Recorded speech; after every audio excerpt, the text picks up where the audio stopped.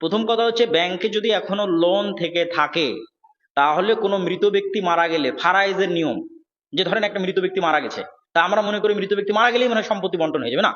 রাসূল সাল্লাল্লাহু আলাইহি সাল্লামের কোরআন হাদিস ইসলামে শরীয়ত ভাবে বলেনি। একটা মৃত ব্যক্তি মারা গেলে সবার আগে ওর যা সম্পত্তি আছে সেই সম্পত্তি দিয়ে কাফন দাফন হতে হবে। 2 নাম্বার, সবার আগে ওর নামে যা লোন আছে সব লোন পরিশোধ করতে হবে, সম্পত্তি বন্টন আরো পরে।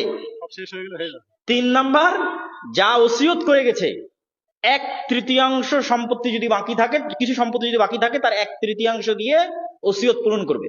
তাহলে এখন ধরেন লোন বাপের এত বেশি যে সব সম্পত্তিতে লোন পরিশোধ করতে গেলে সব সম্পত্তি শেষ হয়ে গেল, তখন আপনি লোন পরিশোধ করবেন না সম্পত্তি ভাগ করবেন বলেন?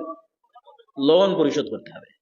তাহলে সম্পত্তি ভাগ অনেক পরে, আগে মালিকের, এখনো সে মালিক, ওই জমির এখনো কে মালিক, যে কবরে গেছে, আগে ওই মালিকের টাকা দিয়ে ওর কাফন দাফন হবে, তারপরে মালিকের টাকা দিয়ে ওর লোন পরিশোধ হবে, তারপরে যদি মালিকের কোনো সম্পত্তি বেঁচে থাকে তাহলে বন্টনের আগে ওসিয়ত পূরণ করা হবে।